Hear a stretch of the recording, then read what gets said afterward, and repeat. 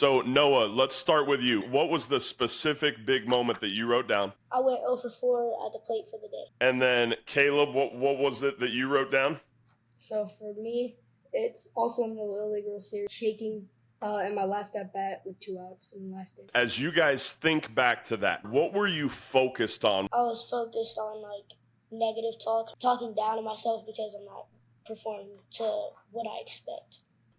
For me, was just trying to get ahead, just keep my team alive, and having a higher chance of breaking the game open. You were kind of thinking into the future a little bit. Oh, yeah. Is that fair to say? Yeah. That little voice in the back of your mind, was it saying things like, I don't know if I'm good enough to do this? What was that little voice in the back of your mind saying in that moment? I can't believe I'm 0 for 4. I'm better than this. I suck. When I got 2 strikes on me, the last pitch, I was like, oh, how did I miss that? How did I miss that? We can look at somebody who's had that switch flip in their brain, and we can see that their breathing rate increases, heart rate increases, butterflies in your stomach. Okay, so kind of maybe muscles are starting to tense up on you. Does that make it easier or harder to swing a baseball bat the way you're supposed to? Harder. Caleb, you already mentioned a little bit kind of a shaky feeling. Yeah. Noah, what were some of the things that you felt emotionally in that moment? Sad, mad, because I wanted to perform. I was scared and sad. So at this point, we're basically looking at what was the automatic reaction that just happened.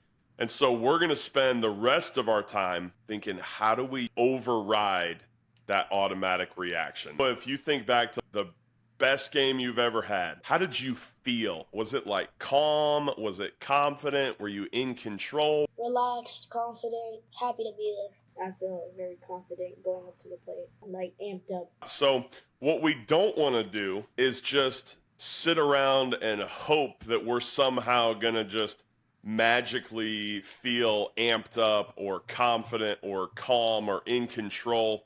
We want to do the things that it takes to create those emotions. If I were to say, all right, the next time you guys are stressed, just take a deep breath.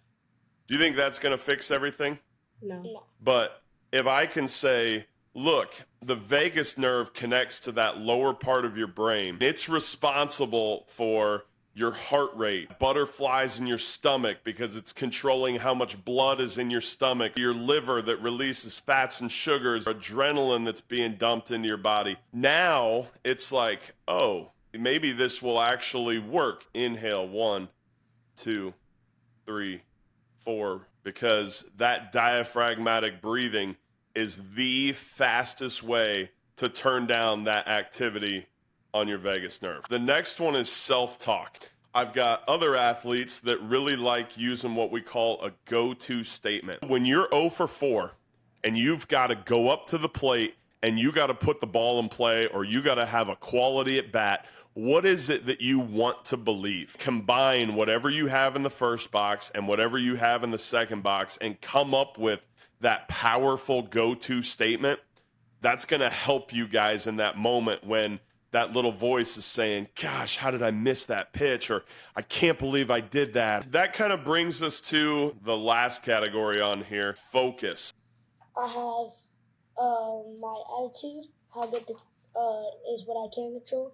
I can't control how good the team is, the umps, the past, and the future. Things I can control, how hard I put in the work. Things I can't control, how good the team is, and the outcome of the game. Down at the bottom, my game plan.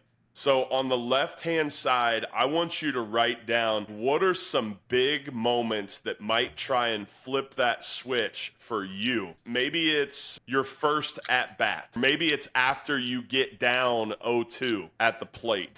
Playing at Cooperstown. Maybe it's playing in the Little League World Series.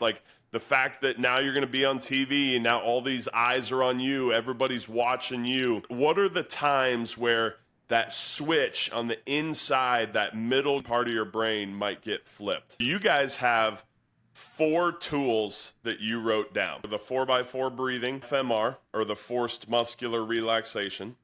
For self-talk, you wrote down either go-to statement or verse or mantra. And then for focus, we want to focus on things that matter right now and that we can control. So really, probably this pitch is a good reminder for us. What I want to encourage you guys to do now is go to each one of those scenarios. Noah, let's say your teammate makes an error. How are you going to get back control of your mind and body? Or maybe Caleb, you're down in the count, so I'm going to do my breathing, the forced muscular relaxation, and now I'm good to go. Basically, what we want to have you guys do is figure out, how am I going to use these 4 tools? When am I going to use these 4 tools so that you can take back control of your mind and body?